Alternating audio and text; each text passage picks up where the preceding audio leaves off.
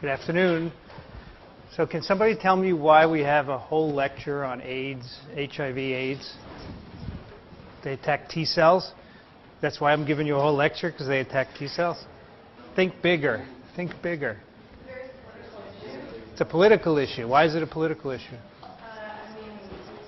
There's a lot of stereotypes associated. Okay, that's true. But if it were a small disease, that wouldn't make it worthy of a single lecture, right? But this is true. Maybe we'll dispel some of those today. Yeah. A lot of people. Yes, Dr. Silverstein. Because we know more about this virus than any other virus. That's probably true. And yet, what can't we do despite that? Yeah. Good lesson. Can't prevent it, can't get rid of it. Yeah, it's probably the best studied virus. We know more about it than any other. And that's why it gets a lecture to itself. Okay, HIV. So this was the first indication that something was going on back in 1981. This was a small note in Morbidity and Mortality Weekly Report, which is a publication from the Centers for Disease Control, where they talk about things that have happened in the previous week. And this was from LA, pneumocystis pneumonia in Los Angeles. Period October 1980 to May 81, 5 young men, all active homosexuals, were treated for biopsy-confirmed pneumocystis pneumonia at 3 different hospitals in LA. 2 of the patients died. All 5 had laboratory-confirmed previous or current cytomegalovirus infection and mucosal candida as well. So this was unusual because pneumocystis infection was previously restricted to immunosuppressed people, a rare disease in healthy people. So that was the first inkling that something was going on. And the virus was isolated a few years later from the lymph node of a patient in Paris with lymphadenopathy, swollen lymph glands. And that was the first isolation of the virus. Subsequently, it was isolated at NIH here in the US and also at UCSF, University of California, San Francisco. And you may know that there was a big controversy over who isolated it first. And it turned out that the fellow at NIH, does anyone know his name? Robert Gallo. He had claimed to be a co-discoverer, but in fact, he had gotten samples from the Pasteur and contaminated his own isolation with that. So now we know that the Pasteur did it first. And electron microscopy and sequence analysis was used to study this virus, and it turned out to be a lentivirus, which were known viruses already. This was a new member of the lentivirus group, and it's a retrovirus. And the upper left is a schematic of HIV. The lentiviruses have a different core from the other retroviruses. It's not spherical. It has this odd shape.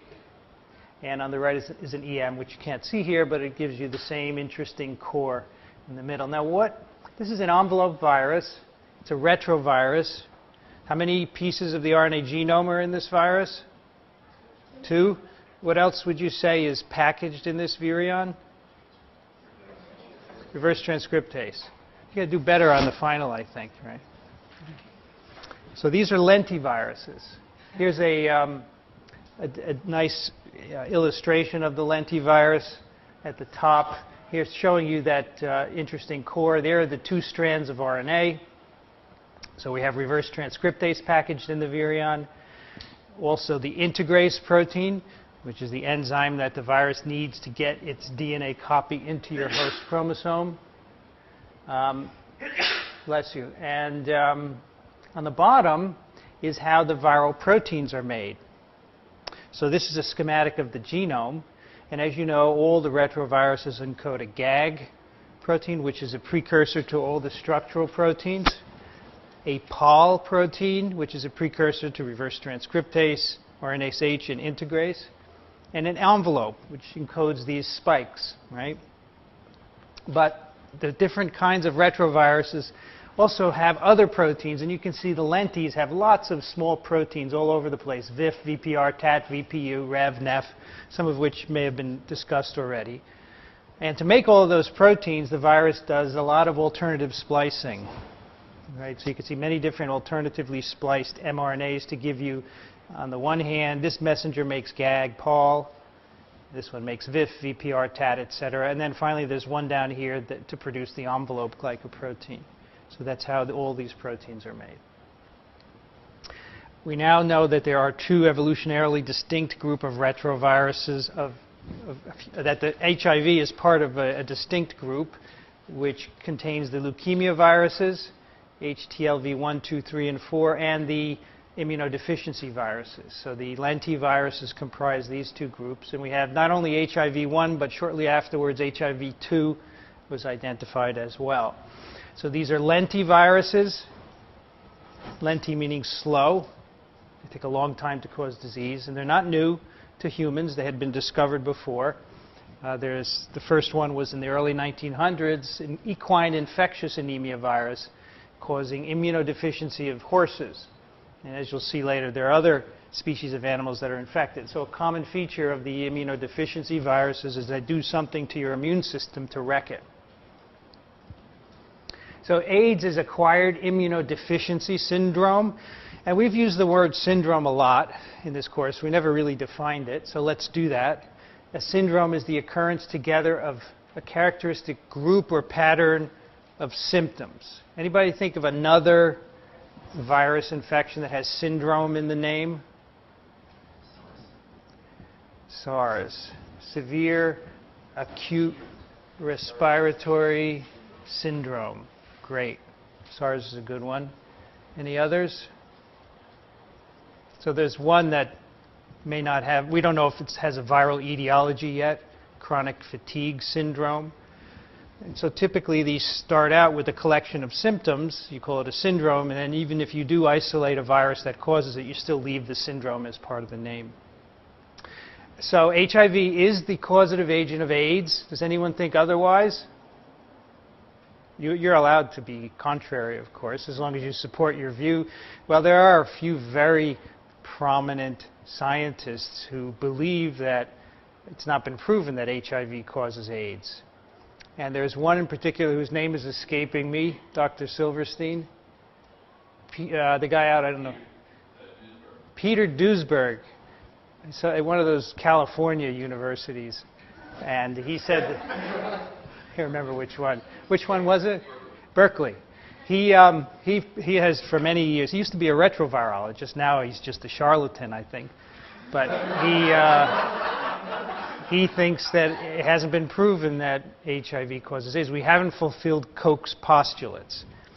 It's not clear to us why he pursues this avenue. Maybe he wants to stimulate discussion, but so be it. But in fact, there's plenty of proof that HIV causes AIDS. A lot of people have been given blood contaminated with HIV before we knew to check blood for the virus, and they get AIDS. And these are people who would not be at risk for getting it from other means.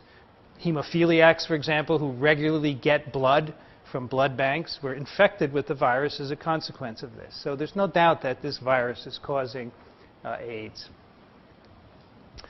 So we're in the middle of a pandemic, which is caused by AIDS. Influenza causes pandemics. There are other agents causing pandemics, but the HIV, don't forget, is causing a pandemic as well. I want to give you some numbers because it's a sobering pandemic. So far in the US, HIV has killed over 500,000 people, which is more than all the wars that we've ever fought in the 20th century. At the moment, over 1 million Americans are infected, and about a quarter of them don't know it. They don't have any disease or they haven't been tested for it. So that's a problem, obviously, for transmission. There are 40,000 new infections each year in the US, 70% men, 30% women. And half of the new infections are happening in people 25 or younger. And these are some graphs on AIDS in the US. These are from 1990 to 2007.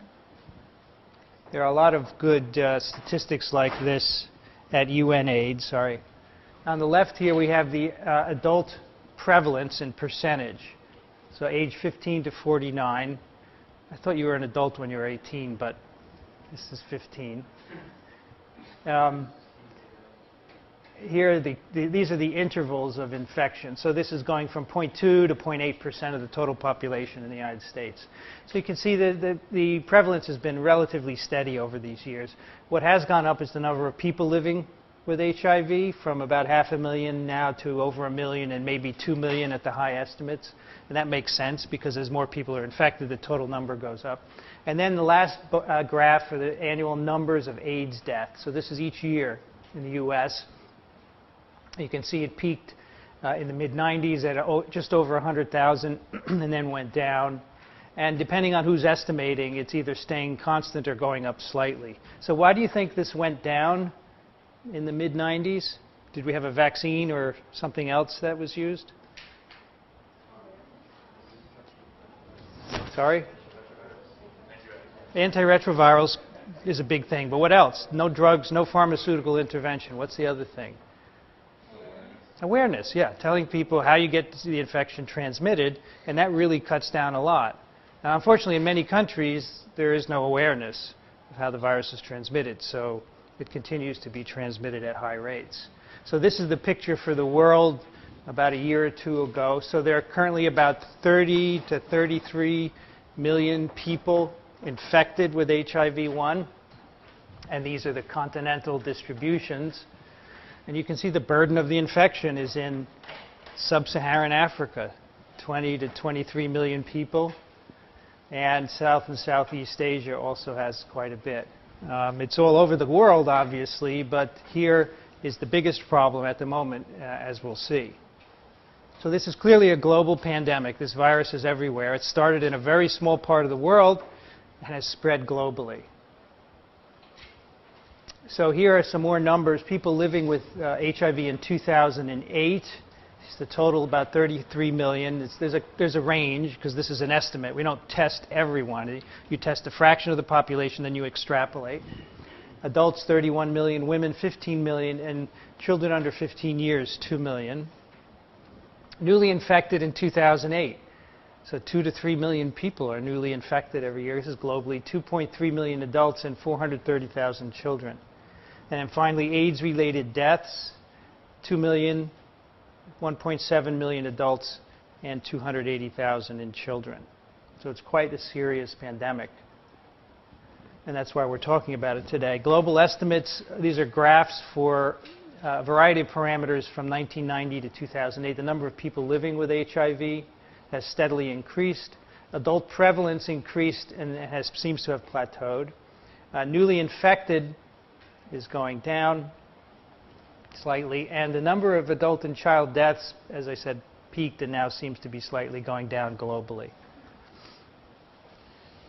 And I added a slide since I distributed these just to compare AIDS with other diseases, because maybe you'd like to know how it compares to other infections. So these are mortality and morbidity due to certain infectious diseases globally every year. So lower respiratory infections are the top 4.1 million. Diarrheal diseases, 2.1 million. A good fraction of those are rotaviral. And here's HIV/AIDS, 2 million. And below it, tuberculosis, malaria. And look, measles is still quite a big killer. We talked about that last time because the vaccine simply isn't given anywhere. And in poor countries with bad nutrition, measles is fatal. And then all other infectious diseases is 1.3 million. So AIDS is quite a big one right there.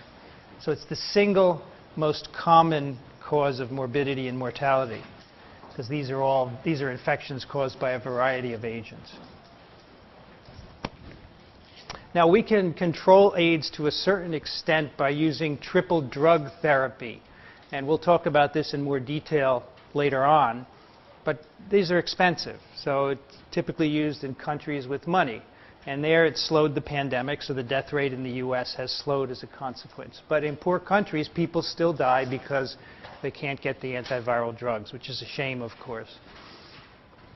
And these are the antiretrovirals that have been approved in the United States. There's a lot of them. They occupy different categories. We'll talk about the mechanisms later, but there are a number of inhibitors of the reverse transcriptase enzyme. There's nucleoside, non-nucleoside, and nucleotide inhibitors. There are inhibitors of the proteases, the viral proteases that cleave the proteins of the virus. There's an integrase inhibitor. It inhibits the enzyme that puts the viral DNA into your genome. There's an inhibitor of fusion and even, as we mentioned way back in the beginning, an inhibitor of the co-receptor CCR5. And the reason this works, if you do monotherapy with any of these, that is, if you treat an infected person with just one drug, very quickly you have drug-resistant viruses emerging. And the key to prolonging people's lives that have HIV infection has been to use combinations of 3, because at that rate, the emergence of resistance is much, much slower. And there have been 6 combinations of 3 drugs approved in the US, so every combination has to be studied to make sure there aren't untoward interactions among the drugs, and these are some of them down here. So this is called HAART, highly active antiretroviral therapy, or combination therapy, and this has been brilliant. It has made people live essentially normal lives. But you have to keep taking these drugs. There's no cure for the virus, because remember, it integrates its DNA into your cells, and we don't know how to get rid of that yet. We cannot clear all the virus. We can use these drugs to get the virus below a certain level to very, very low levels, but we cannot get rid of it all. And that's the problem here. There's also no vaccine, so you can't prevent infection. So if we had one, it would be great, but because that would be a one-time usage, but we don't. Yes?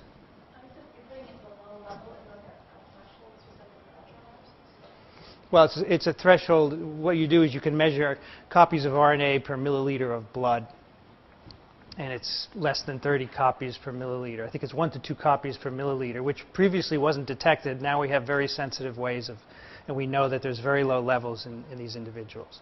You can't get rid of that, and that's probably produced by a pool of cells that is long-lived and can't get rid of. They have the DNA in them, and they're making small amounts of virus, right? So the drugs all work on the virus. They don't work on the infected cells. We have no way of getting rid of those. And we don't have a vaccine. People are trying to make vaccines. There are huge trials going on in many places. There was a Thai trial just completed this year of 17,000 individuals, which was the first to show marginal efficacy for a vaccine. But those are the extent of trials that you have to do to show that a vaccine might work. You can't stop taking the antivirals if you're on them. As soon as you do, that small amount of virus in you will multiply and eventually kill you. So you have to take these drugs your whole life. And there are reservoirs of the virus, as I've said. People are just beginning to understand what kinds of cells are the reservoirs. So long-lived memory cells are probably some of them. A paper just came out a month ago suggesting that some kind of stem cell in your bone marrow may also be reservoirs for the virus. So we don't know what all the reservoirs are yet, and once we identify them, we have to figure out how to get them out or get the virus out of them. It's not an easy task. We do still get drug-resistant viruses even with triple therapy, but fortunately we can change the combination, so that's fine. The drugs are very expensive. And as a consequence, it's becoming mainly a third world disease. In the US and wealthier countries, people can take the drugs and live healthy lives, but not elsewhere. So especially in sub-Saharan Africa, which has the highest burden, as you saw from the map earlier. Now, there is another related virus, which we'll just mention briefly, HIV-2, restricted primarily to West Africa, but it is highly related to HIV-1, not as widely distributed. It's very much related to simian immunodeficiency virus, SIV. In fact, its membrane proteins have good homology with those of that virus. And as you'll see in a few moments, HIV probably arose from simian and immunodeficiency viruses a number of years ago. And people that get HIV-2 have antibodies that cross-react with SIV. So these viruses are very close. Simian immunodeficiency causes an AIDS-like disease in certain primates, for example, macaques, but not in other, like African green monkeys. And so this is being used in laboratories to study the disease and try and understand what makes one species resistant and another one susceptible. So the disease is very similar to human AIDS, and it's a model for infection, because we don't have a good way yet of infecting any animal in the laboratory with HIV.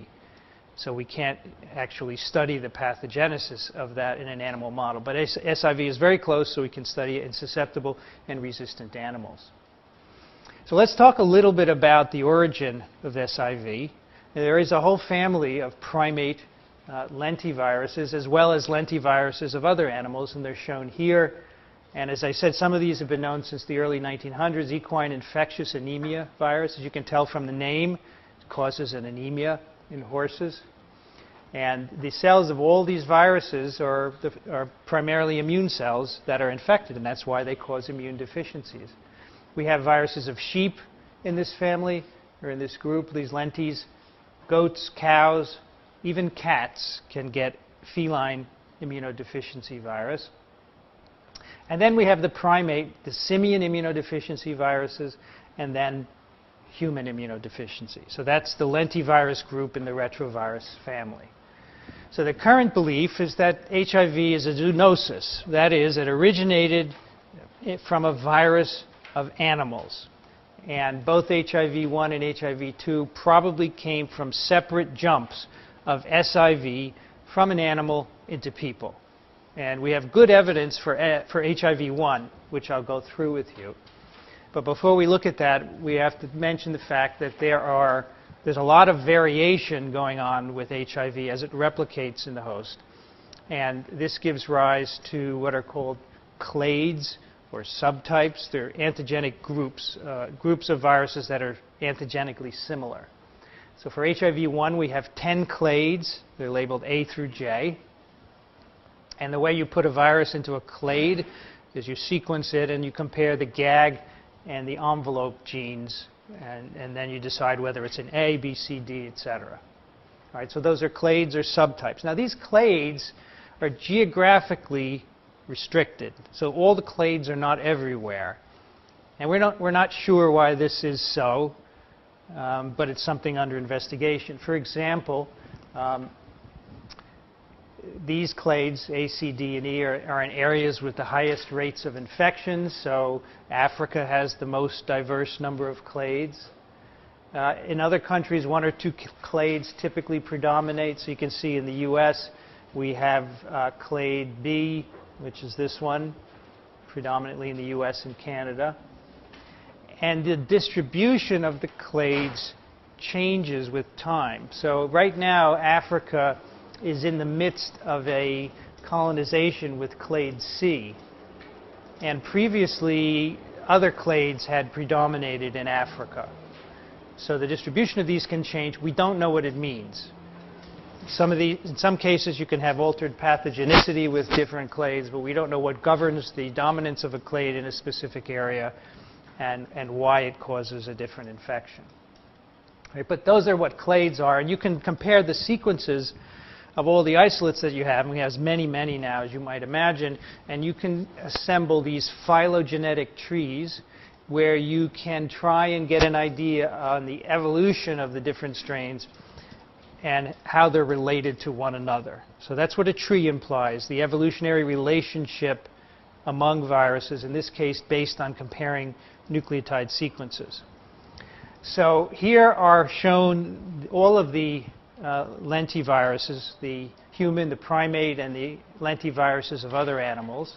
The first thing that you can see is that the primate and human lentis, the SIVs and the HIV, are on a separate branch of this phylogenetic tree, so they're not very much related to the feline and the goat immunodeficiency viruses. And then within the human and primate viruses, there are 5 specific groups. So you can see, for example, that HIV-2 is very much related to an SIV, which was isolated from a sooty mangabe primate. Then we have another SIV from Sykes monkey, which is somewhat related to those, but distinct enough to be on a separate branch. HIV-1 is highly related to an SIV found in chimpanzees. So it's called SIV-CPZ. And probably it originated from a chimpanzee virus a number of years ago. SIV African green monkey is on a branch of its own, as is SIV from mandrills. Okay, so you can get a very good idea of the origin of many of these viruses by doing this kind of analysis. So the idea would be that possibly HIV originated from a chimpanzee SIV, as I said, and HIV-2 from a sooty mangabe SIV. So we do have some very early records. Remember, the AIDS pandemic began in the 80s, but we do have some early records of infection. And in particular, there are two serum samples. The earliest one, which was studied originally, was a sample from 1959. So back in 1959, in well, at the time it was called the Congo, then it changed to Zaire, and now it's back to Congo again. An immune study was done in the local population for other reasons, and these samples were stored. So back in 1998, these samples were taken and looked for HIV-1 sequences, and in fact, it turned out that this sample from a man was positive for HIV-1. So it was possible actually to amplify the viral genome out of that serum sample and sequence it and see how it fit in with the phylogeny of these HIV viruses. And so ZR59, which is the name of that isolate, it turns out to be placed at the node of this D group. So this is a slightly different view of these viruses, and now they're divided according to clade. So the most abundant viruses are in this M group, which consists of A, B, and D, and a few other clades. And then the N and the O group form separate clades. So the ZR59 is somewhere ancestral to the D viruses. In 1960, another serum sample was taken, and just this year or early last year, this sequence was amplified and HIV was found in it. This was from DRC, Democratic Republic of the Congo, taken in 1960, and a separate sequence, different from the 59 sequence, 12% difference, and this was ancestral to the A group over here, about right in here. So by calculating the nucleotide difference between these two viruses, which are a year apart, it's possible to calculate back and figure out roughly when these viruses went into humans. So the estimate is that this group, the M group of viruses, probably jumped from a chimp to a human no later than 1930, possibly as early as 1880 or 1890. So there's a wide range there, but certainly no later than 1930. And then the current belief is that the N and the O groups originate from a separate jump of the virus from chimps into humans. Now, this probably occurred in this region of Africa because there's a lot of bushmeat trade. Primates are caught and butchered and sold for food, so the meat handlers could be infected. The people who buy the meat could be infected. We'll never know the exact time, obviously, it was so long ago. But the chimpanzees and the other monkeys carry the virus. They have for many, many millions of years. And at some point, it jumped into people. And that was the start of the AIDS pandemic, essentially. So why did it take so long to get from Africa to the rest of the world? So an AIDS epidemic requires large population centers. So this is a diagram of the population growth of different regions in Africa, starting in 1880, which is about the earliest where the jump from chimps to humans could have occurred, to the 70s. You can see most of these had less than 10,000 people in them. Most of these towns had less than 10,000 people until the 1920s, 1930s, 1940s. So this virus had gone into a person, but it spread very slowly. And it wasn't until the rapid population growth occurred here, in Kinshasa specifically, which is where those two viruses were isolated from, that then allowed the virus to spread rapidly, so that by 1980 it was basically in the US. Current thinking is that it smoldered and grew extensively in Africa as a colonial expansion occurred and travel occurred throughout Africa. It spread, eventually spread across the Atlantic, probably to Haiti. A worker from the Congo probably brought it to Haiti, from where it then spread to the United States. Now, just as an aside, to show you the kind of interesting things that can be done with sequence analysis, it was earlier this year, a lentivirus, so another virus related to HIV and SIV, was found in the genome of this lemur here. So these are, lemurs are only found on Madagascar. And Madagascar is an island off Africa, and it's been separated from Africa for 14 million years. I think 14 million years ago was the last time that there were mammals going from the mainland to Madagascar. So this lemur has a lentivirus in its genome, and not only in its genome, but it's in its germline. So the virus infects germ cells. So these animals pass the genome from generation to generation. So that lets you do phylogenetic mapping. You can get estimates of how long ago the virus entered the germline, because once it's there, it's passed on and on. Okay, and then any viruses that are around today, or you assume that those germline viruses are ancestral to it. So they sequence these insertions in the lemur genome, and you find from this analysis, basically, that these are very, very old viruses. So we didn't really have an idea how old lentiviruses were previously. So, we knew that primates had them in the 1800s at least, but before that, we weren't quite sure how many millions of years old they were. But from this analysis, you can place at minimum the entry of the lentivirus into the lemur genome about 14 million years ago, the last time that mammals went from the mainland to the island.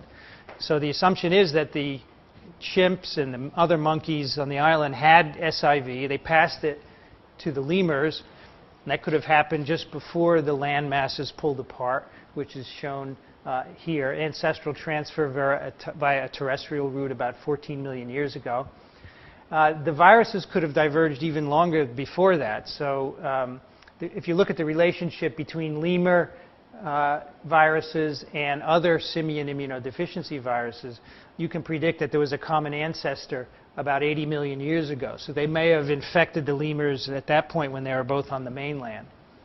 And the third hypothesis is that maybe a vector flew across the water here between the mainland and Madagascar and brought the virus from the mainland monkeys to the lemurs. So that would be millions of years ago, not 14 million years ago.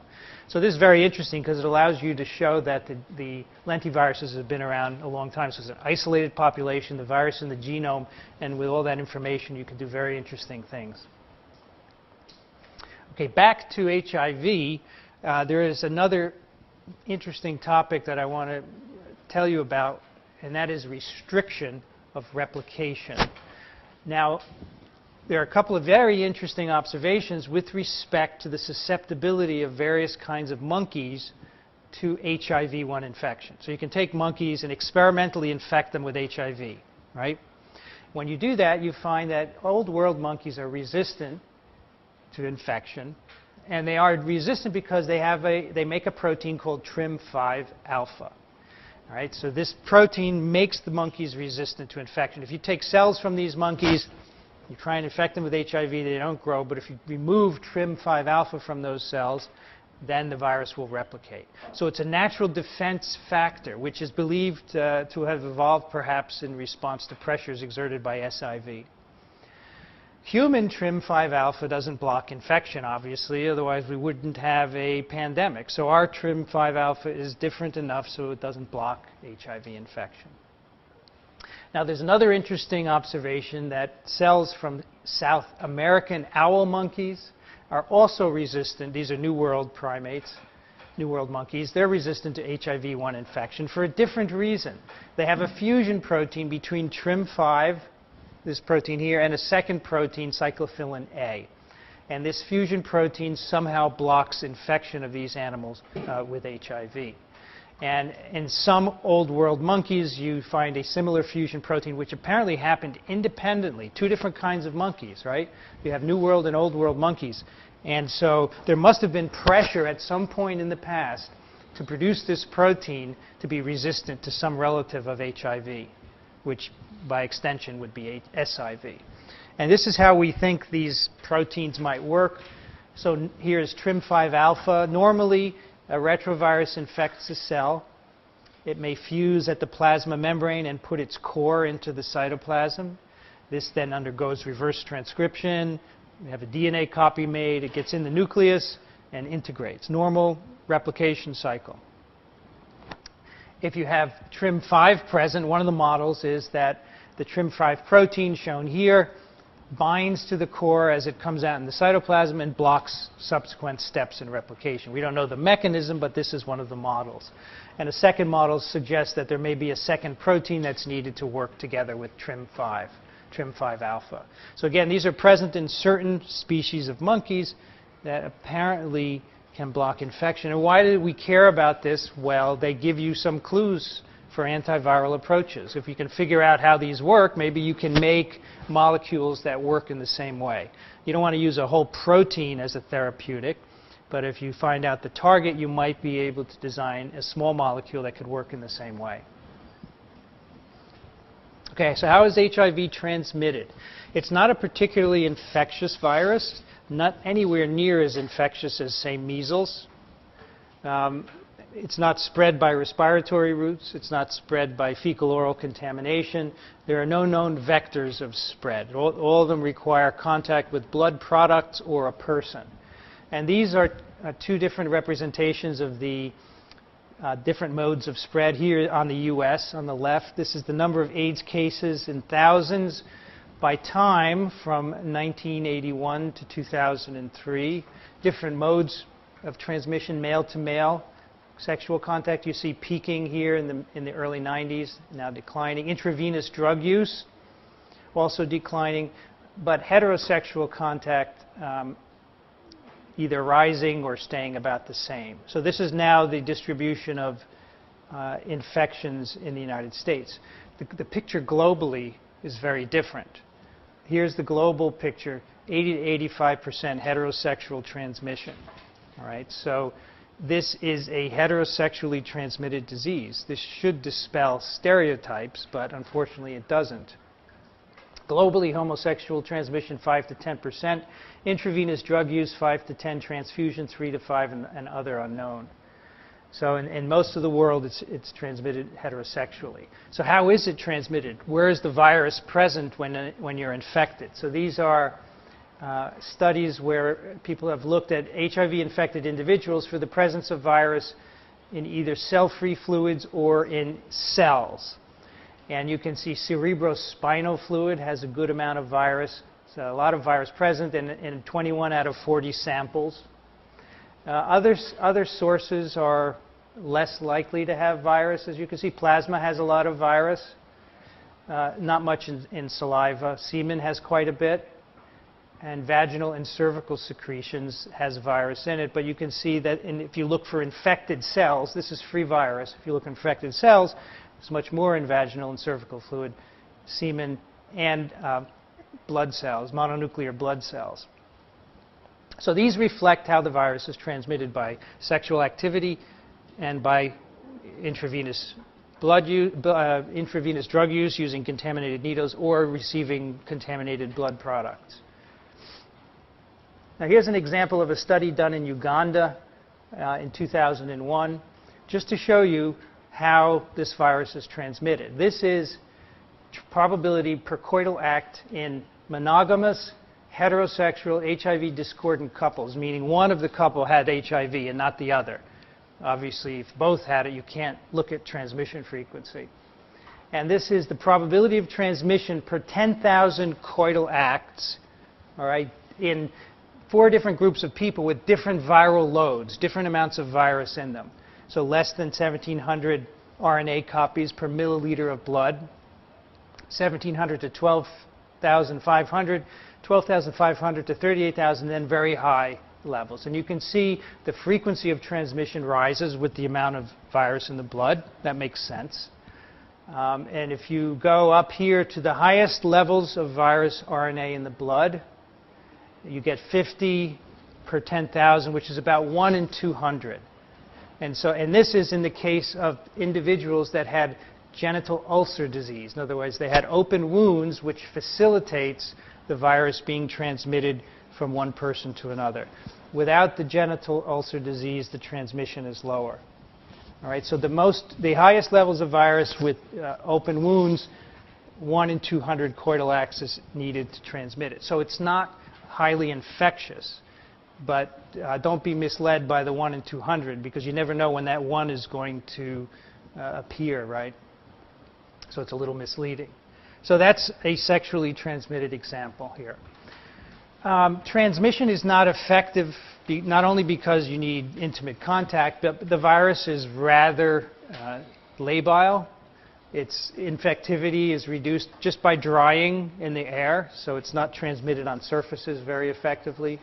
Heating will inactivate it, treatment with bleach or alcohol, and extremes of pH. So this is why you can't ingest it and acquire it, because it will be inactivated by the low pH in your stomach. So a relatively labile virus, and it is an envelope virus, so that's consistent with that. Now, when these viruses infect cells, you remember that they use the CD4 receptor to get in. So HIV binds the CD4 molecule on the surface of CD4 T cells.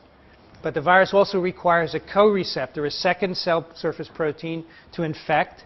And there are two different kinds. One of them is the alpha chemokine receptor CXCR4. And the other is the beta chemokine receptor CCR5. So these are cell surface proteins for chemokines. These are molecules produced during the immune response, which are involved in inflammation and recruitment of immune cells. The virus has co-opted these as co-receptors. There are two different kinds of HIV-1s that use one or the other receptor. So these are the viruses that are using the CXCR4 co-receptor are called X4 viruses, or T-cell tropic strains.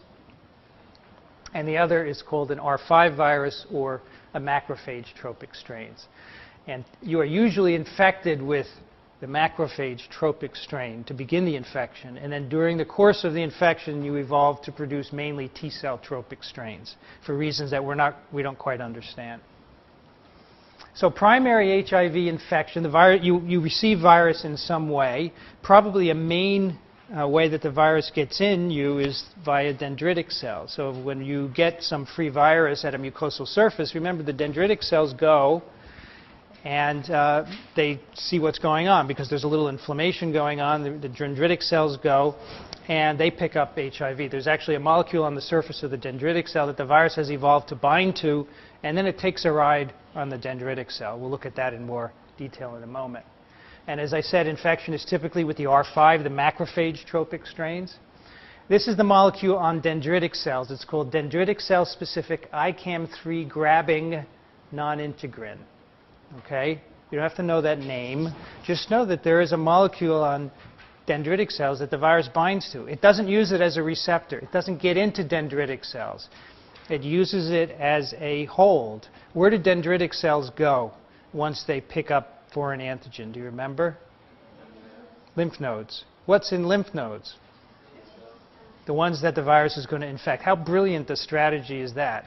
To go to the place where you need to infect by hitching a ride on the very cell that's going to go there. So that's what the dendritic cells do.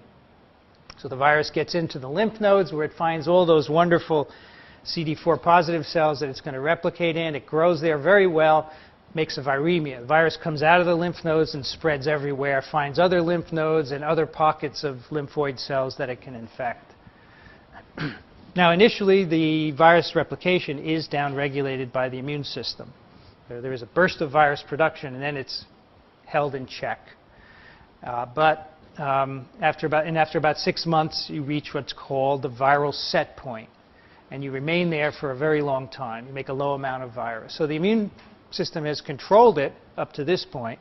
So this could almost be a typical acute infection, but it doesn't end. It just keeps on going, as you will see. So here's an example of a dendritic cell handing off some virus to a lymphocyte. So this is an electron micrograph. Here's a dendritic cell on the bottom. And you can tell it's a dendritic cell. It has these interesting processes which sample the environment. And here it's got a whole lot of HIV virions bound to it. And it's contacting a lymphocyte. That's what dendritic cells do. They go in the lymph node and they move up to a lymphocyte and they start to tell it, I have a problem here. And here it's like a Trojan horse. It's delivering virus to the very cell that's going to be infected. Really amazing. And that's a high mag of this interface, the virus being delivered to the T cell. So what is a primary HIV infection like? So you get infected from either a blood supply or a partner with virus. Most of them are symptomatic. And what are the symptoms? 5 to 30 days, like an acute infection. You have fever, fatigue, malaise, aches, headaches, nausea, vomiting, diarrhea. It could be almost anything. You have no idea that it's an HIV infection. Swollen lymph nodes, pharyngitis, rash, some weight loss, etc. Things happen in your blood. You have reductions in the number of white blood cells, platelets, your liver enzymes can go up. And this lasts for about 2 weeks. So again, could be a typical acute infection. Now, in the course of this 2 weeks, some very interesting things happen which people have begun to appreciate just recently. So these are 2 photographs of someone's large intestine taken with a tube placed in it. And normally, here's a person without HIV, the wall of your colon is lined with packets of lymphoid cells. This is called gut-associated lymphoid tissue, or GALT. And you can see them, are these yellow things here. You would almost think this is not good. It doesn't look very good, but that's normal. Now, when an HIV-infected person, within the first 2 weeks, look, it's all gone because the virus has multiplied in those cells and destroyed them. So this is abnormal. Although it looks very nice and clean, it is in fact abnormal. You should have lymphoid tissue here. So absence of lymphoid cell aggregates in the terminal ileum. So here's the overall course of one version of AIDS, and the part we've talked about is right here on the left, the acute phase, where you have the virus introduced, you have a peak of virus produced, you have those symptoms that we described, which could be almost any viral infection, and then you reach a set point. The virus goes down in level in your blood. So this is copies of the viral RNA per milliliter of plasmid, so 100 copies or less, and it can stay that way for years. Right? So the virus goes up in the acute phase, then it goes down and remains. And let's look at the immune response. So now you have a peak of CD4 cell production, which is in response to the infection. Sorry, these are CD8 cells. CD4 cells go down transiently and then almost resume. And then you have this long asymptomatic phase. So asymptomatic, no symptoms. You have virus present. The CD4 positive T cell levels are slowly declining because there is virus present and it's destroying them. The CD8 cells remain relatively constant in this period. They're not infected by the virus, but towards the last phase, which is the development of AIDS, they go down as well, both the total CD8 T cells and the CD8 T cells that are specific for HIV-1. Eventually, you have very, very low levels of CD4 cells. You begin to get infected with other organisms that would normally not be infecting you. The HIV titer begins to rise again. So this is the period of AIDS, and then usually death. If this is not treated, you have death, typically from some other infection, some other opportunistic pathogen. All right, so this is 12 years after infection. So in an established HIV infection, after that acute phase, you have active viral replication, and there are major reservoirs of infection outside of the blood. That's where the virus is growing. You have the gastrointestinal tract.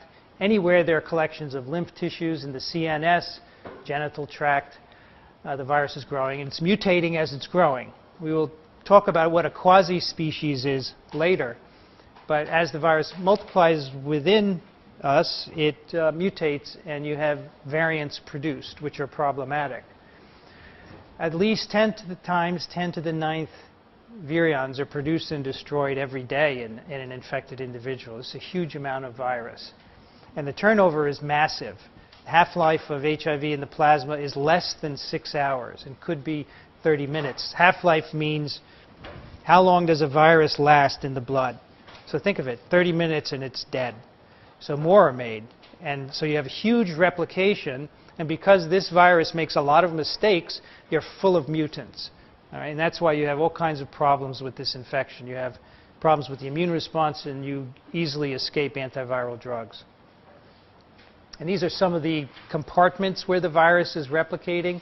The main compartment that produces the most virus, 93 to 99% of the viral load is produced in these CD4 positive lymphocytes that are in the blood. They have a very short half-life, and new ones are constantly being made. And then they are reinfected because there's a huge pool of virus in the blood. So your body's making more of these, but can't keep up. They're constantly being destroyed. There are other compartments as well. There are some lymphocytes that are latently infected. That is, the genome is in them, but they don't produce virus, and they have a longer half-life. There are also some lymphocytes with even longer half-lives, and then there are other kinds of cells as well. And so these are all the types of cells in the body that are producing HIV. So it's a very large target. Now, we discussed this typical progressor up on the upper left here, where you get infected, you have an acute phase, and then many, many years of asymptomatic or clinical latency before full-blown AIDS. But there are other patterns of infection as well. There's what's called a rapid progressor, where you have the acute phase, and then within a year or two, you have progression to AIDS. So everything happens much more rapidly than in the typical progressor. And then a certain percentage of individuals are non-progressors. They have an initial acute infection. They reach a set point of virus, but they live normal lives without any antiviral therapy, no intervention.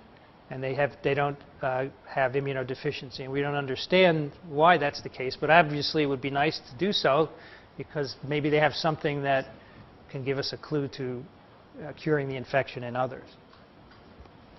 So what determines the different patterns? Yes? Do you know the percentages of typical versus rapid? I don't have the percentages offhand. I know for one class, there's a class called elite controllers, which we haven't discussed. It's just 1 in 300 infections. And that is very rare. So these are probably more frequent than that, but I don't know the numbers offhand. So what determines what happens when you're infected? Well, there's a lot of escape from immune response. Viruses escape from your antibodies. They escape from your T cells that are trying to clear the infection. And that can vary among people. You get changes in GAG and POL and envelope that cause this immune escape. The virus can be attenuated in certain people. It can mutate so it's not pathogenic, and that may account for some of the long-term non-progressors. So, for example, viruses with a deletion in this gene called NEF spontaneously arise in certain individuals, and they're associated with long-term survival. The tropism of the virus can change. Remember, I said you're typically infected with macrophage tropic viruses, and then they switch to T-cell tropic, and that conversion is associated with increased pathogenicity of the virus. So that doesn't happen in everyone, but when it does, it's more lethal. And then there's a role of subtypes. Certain subtypes of the virus seem to have different potential for causing more disease. And we don't really understand why this is the case. These are just some of the associations that have been made. Now, we call this an immunodeficiency because the virus destroys your immune system. And the main culprit, of course, is the CD4 cell where the virus replicates. But I want you to appreciate that many other cells of the immune system are functionally affected by this virus. So CD4 cells are directly infected, but CD8 cells, monocytes, B cells, and NK cells are all compromised in some way, either by direct interaction with the virus or by some product that the virus has produced. All right, so the specific details are not essential for you to know. The point is that this virus wreaks havoc on almost every aspect of your immune system.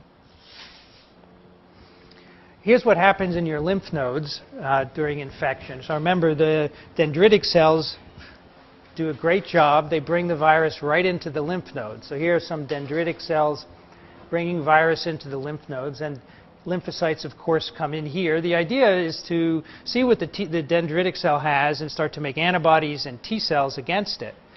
But unwittingly, they get infected by the virus. The T cells get infected, and that begins to destroy the lymph node. So early on, this is virus replication in a lymph node here. And the lymph node initially, so these white areas are called the germinal centers, where the lymphocytes are produced and interacting with the dendritic cells. And very early on in infection, you have the lymphadenopathy, the swelling of the lymph nodes as you have inflammation. The dendritic cells have brought in a foreign antigen. You have lots of activation going on. The lymph nodes swell. So that's what's going on here. Then the lymphocytes begin to be infected and killed by infection. The lymph node undergoes what's called involution. It gets smaller. It's no longer swollen. There's more extensive virus replication. And finally, at the late stage of infection, all the lymphocytes have been replaced with connective tissue. They've all been wiped out by infection. You now have a useless lymph node shown here, and it's been all wiped out by virus infection. So the virus has multiplied and destroyed all of the cells, and of course from the lymph node it spills out into the circulation. And the fact that you don't have a functional lymph node is a problem, and it's part of the reason why you can't fight other kinds of infections. You may also know that AIDS is associated with neurological disorders, and there are many, many reasons for this. There are neurological symptoms caused by opportunistic infections that you can't fight off, like Toxoplasma and Cryptococcus. There are neurological symptoms related to virus multiplication directly in the CNS. So there's encephalitis in many of the patients that lead to all kinds of neurological deficits and a variety of other neuropathies, meningitis, and demyelinations occurring. And this is a very active area of research because this doesn't often seem to respond very well to antiviral therapy. So many of these drugs don't effectively get into the CNS, so you may have persistent CNS symptoms in an AIDS patient. We think what happens is that the virus actually gets into the central nervous system. So that if this are endothelial cells in a capillary in your brain, remember a long time ago we talked about how certain parts of the brain allow viruses to get in. So it may be that the virus replicates in endothelial cells of the capillaries, gets in, and once it's in the CNS, it can replicate in all the cells there, astrocytes, oligodendrocytes, microglial cells, and that replication can kill the cells. If it's a neuron that's being replicated, that the virus is replicating in, of course, that's a problem. But the materials produced from the infected cells, bits of viral protein or even cytokines produced, are believed to cause a lot of the neurological symptoms. The microglia cells are basically the resident macrophages of the CNS. So their job is to sense foreign antigens and produce a lot of cytokines in response. And the idea is that when these are infected by HIV, the cells go crazy. They produce all kinds of cytokines, which are all shown here. And they have all kinds of bad effects when they're released at high levels in the CNS. They can cause CNS toxicity, especially in children, and a variety of other factors. Here, nitric oxide, you remember, is one of the products of the interferon response that's meant to get rid of a virus-infected cell. If you make too much nitric oxide in your brain, you're going to have neurological problems. So these are probably some of the origins of the neurological symptoms. HIV infection is also associated with cancers. 40% of people with HIV develop some sort of cancer. And we think it's in part because the immune system is dysregulated. You can't patrol any early developing cancer cells, and therefore they progress. So there's no proper immune surveillance. The other thing, which is a key part of this, is that you have HIV infecting a variety of cells. They're making cytokines. What do cytokines do in part? They make cells divide uncontrollably. And if you have this occurring over a long period of time, uncontrolled cell division, the cell sustains genetic alterations which will then make it transformed. So these two, absence of surveillance and the multiplication due to cytokine production, probably contribute to cancer in AIDS patients. A very well-known one is Kaposi's sarcoma, which is a sarcoma of the skin, as you can see here. First described in 1872, and before AIDS, it was really only found rarely in older Mediterranean men. But it occurs in 20% of HIV-infected homosexual men, but only at 2% in other people who receive the virus by other routes. So this suggested that it might have some kind of sexual transmission involved. And in fact, there's good evidence that infection with another virus, human herpes virus 8, also known as Kaposi's sarcoma virus, is needed for the development of this tumor in AIDS patients. Now, about 25% of the population has antibodies to this virus, and not all of them develop Kaposi's sarcoma. So there's some interaction going on between HIV-1 and HIV-8 that is leading to this tumor, and we don't know what it is at this point. B-cell lymphomas are another kind of tumor tumors of B cells, uncontrollably growing B cells, 60 to 100 times more common in AIDS patients than in the general populations, and this leads to tumors wherever there are B cells in your body. And again, we think in part these arise. Remember I showed you a picture of the lymph node germinal centers being destroyed by virus infection. Well, when you do that, you take away all the regulation there. So normally, apoptosis is a normal part of the turnover of B cells in the lymph node. When you take away that regulation, the cells divide uncontrollably, and that may contribute to the formation of neoplasms. These B-cell lymphomas are often associated with infection by other viruses, including HHV8 or Epstein-Barr virus, and these viruses may further contribute by stimulating virus replication, the production of cytokines, which exacerbate this whole problem. So this is a summary of that. You have HIV infection of macrophages, T cells, all of which produce cytokines. And the cytokines cause proliferation of B cells, endothelial cells, in the case of Kaposi sarcoma, or epithelial cells. There are also certain kinds of warts and cancerous carcinomas that are associated with HIV caused by HPV. The virus infections may further push these cells to malignancy by having them produce cytokines which further contribute to the division. So can we make a vaccine against HIV-1? So again, you have an acute infection, you have antiviral immunity arising, yet the virus keeps going. Why does it persist, and how does it outstrip immune control? We really don't know. We don't even know the correlates of protective immunity. We don't know if you need antibodies and what kinds of antibodies. Do you need mucosal immunity, or is antibody in the blood enough? Are T cells important? Which kinds of T cells? And this is all a problem because we don't have a model to study this virus in.